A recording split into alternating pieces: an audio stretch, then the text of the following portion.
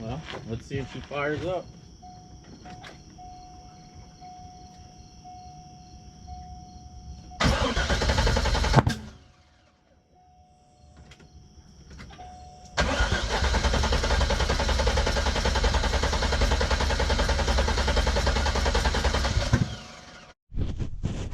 Good morning, guys, and welcome back to another beautiful episode. I am SendIt Steve. This is my 99 C5. But before we get started, I have to give two tremendous shout outs. Number one, to Danny from Slow Restorations. Thank you. I have your canopy here and I am using it to stay dry. They are calling for a little bit of rain a little bit later, so I set this up a while to keep everything dry. That way if it does start raining, I can still keep plugging and chugging away at this. So I'm excited about it. Number two, I finally got the clutch job done on this Nissan Sentra, which is actually the guy who bought my headers and mid pipe. It's actually his son's car, and he asked me if I'd do a transmission in it, so I ended up pulling it out, and it ended up needing a clutch also. But he ended up destroying the clutch and the output shaft on the driver's side of the transmission. So we got that all fixed back up, finally got all the parts. That thing is ready to rock and roll. We're good to go. The Alero, still here. I don't know how we haven't sold that car. It is a very nice car. Jetta, I know you guys have asked about the Jetta. This is what I actually currently drive every day. It's an 04, 135,000 miles on it. Just, you know, just a practical car, just a little beater. You can see all my stuff's in it. Momo's car seat along with our oil and everything for the C5. So this is where you guys want to come into play. You guys are dying to know what's going on with the C5. So here we have it. This morning I started about an hour ago in getting the subframe, which is all over here now, out of the way. Now I don't have to remove it completely from the car, which right now it could completely come out of the car, but I don't have to do that. I have it, you know, just swung up, forward, and out of the way here. We should be good to go. Now all the fun. You see the bat ears on the oil pan. We're replacing the oil pan. It gets new motor mounts. There's an ear here that I'm going to have to cut off. So without further ado, guys, let's get started.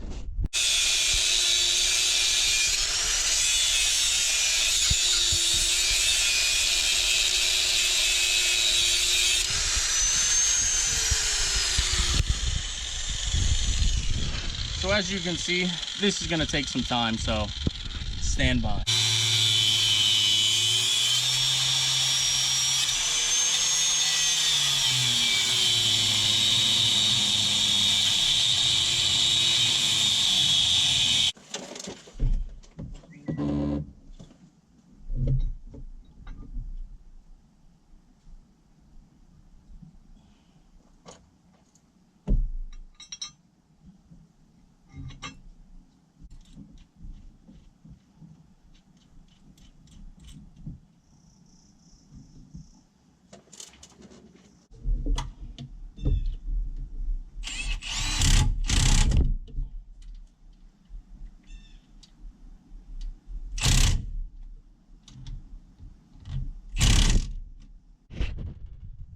There you have it.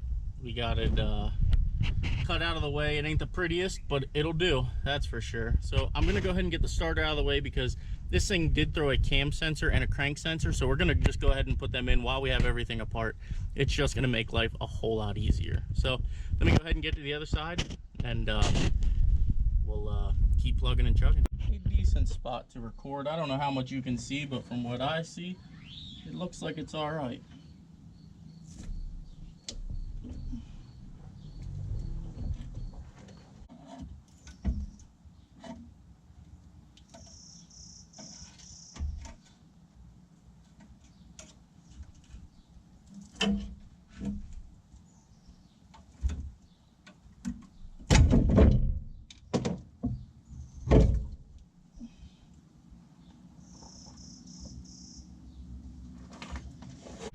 Got the pan out of the way.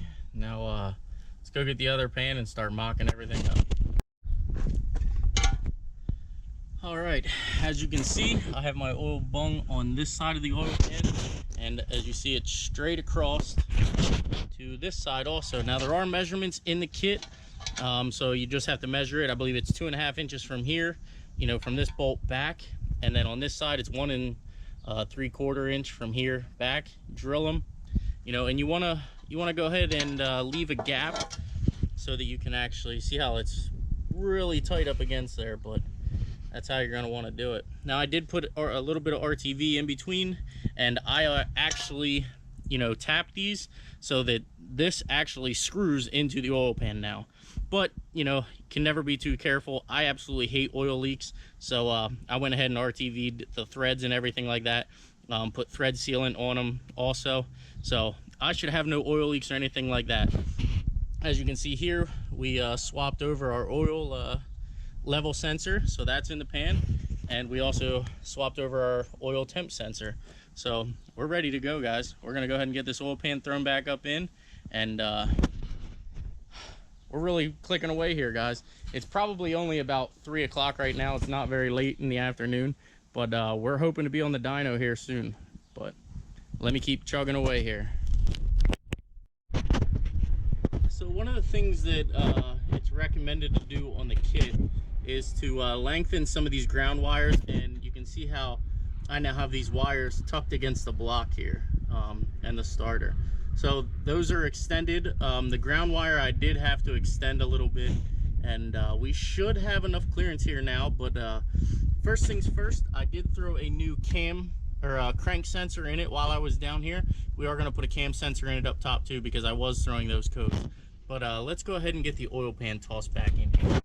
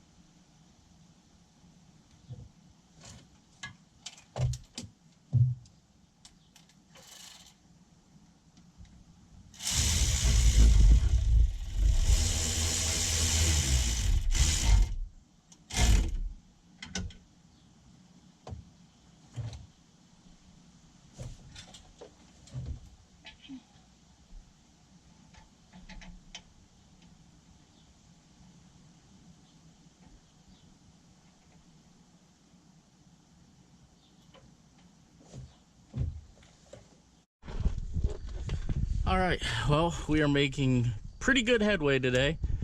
We got the oil pan in place. We got our oil bungs in. We got our new motor mounts on, the new motor mount bracket. This one here, as I did say earlier, I did have to trim that one out of the way. We are gonna make that look better at a later date. But for now, I just wanna get everything in here and get going from there. So you can see the oil pan looks amazing underneath this car already. And it's really coming together, guys. So I'm gonna keep plugging and chugging here, and in about an hour I have to go get Momo, so we're gonna see if we can't get the manifolds bolted on and the turbos in place before we go get Mo. Well, this is gonna put me a few hours back, but I wanted to go ahead and wrap everything. I did not like where the wires and everything were running, and I definitely wanted to cover them so that I don't have issues in the long run. The turbo definitely sits really close, so I just wanted to be safe than sorry, so I went ahead and got some starter wrap and some heat wrap, and we're gonna go ahead and do any problem areas or any areas where the manifold's gonna be super close to the wires and things like that. So definitely looks a lot better, looks cleaner, and definitely a better result. Excuse me, better result in the end. So we don't have to worry, you know, I don't have to be paranoid while driving and things like that. It's better to do it now while it's all torn apart than to, you know, do it later on down the road. But like I said, we will be tearing this car back apart so I can make an actual video installation of this car being done and ready to go. So let me go ahead and get the turbo tossed back up in here, get the lines on, and we'll have the passenger side all but done. You can see here, guys, there is a lot that goes into building a race car. So I'm actually right now making the injector harnesses for the new fuel injectors, and I gotta say, this is petty stuff, but it's things that need to get done. So I'm gonna keep plugging and chugging, guys. Alright, well, we are moving right along. As you can see, we got connectors on here. Now normally I would solder these, but you know, it's 1:17 in the morning, so I kind of just want to get it done for right now, because hoping to be on the dyno tomorrow. So let me knock out these last 4 here, and we'll go get these injectors tossed in the car tonight. Before I go ahead and wrap this up, guys, I wanted to say, since this is, you know, fresh turbos and we're doing all that, it is probably best, you know, to go ahead and just fill the oil filter up before you put it in place there. That way there's already oil in there. It doesn't hurt, you know. Usually, and I know it's probably not the right thing, but usually when I do this stuff, I don't fill this with oil. I usually take a little bit of a gamble, but seeing as how we have 2 fresh turbos on here, we're not going to take that gamble. We're going to fill this filter before we put it up in place.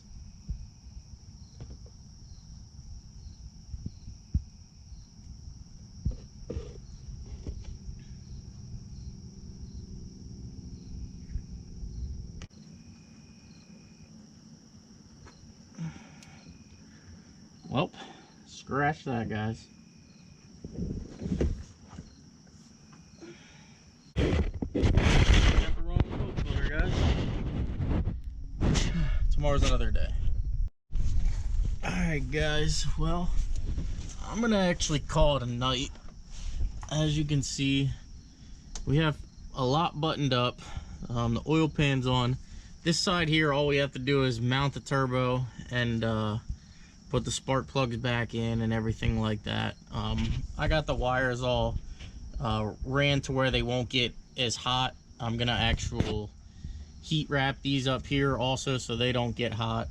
And I have the other one. This is actually an ABS line that runs down through that one. As you can see, I heat wrapped. But yeah, we have the oil pan on. Everything's out of the way on the driver's side, but I'm just running out of steam, which not a big deal. As you can see here, we got the passenger side's actually all buttoned up. The only thing I have to do is get the vacuum lines run here, which is not a big deal, but she's coming together nicely, guys. I gotta say, she's looking freaking sick. So with that being said, guys, we're not gonna hit the dyno tomorrow as much as I wanted to, but tomorrow is actually Andrew's anniversary. So with that being said, Andrew, I want to say happy anniversary to you and your wife. I really appreciate you being willing to get my car in here, but I don't think I'm gonna make it, bud. It's been a long 3 days, that's for sure. But as you see up here, I got this side intake on, the intercooler's all mounted. I just need to do that vacuum line again. But see, the header is on. We got the oil lines ran. Everything's definitely together on the passenger side, but we got to get the driver's side done. So with that being said, guys, if you like the content, please smash that like button. Please subscribe, and we will see you in the next upload. The next upload is definitely going to be a fire up, guys. That is going to be 100% guaranteed, and who knows, maybe we can get some dyno time too, but definitely next video will be a fire up, so I'm looking forward to it. Take care, guys.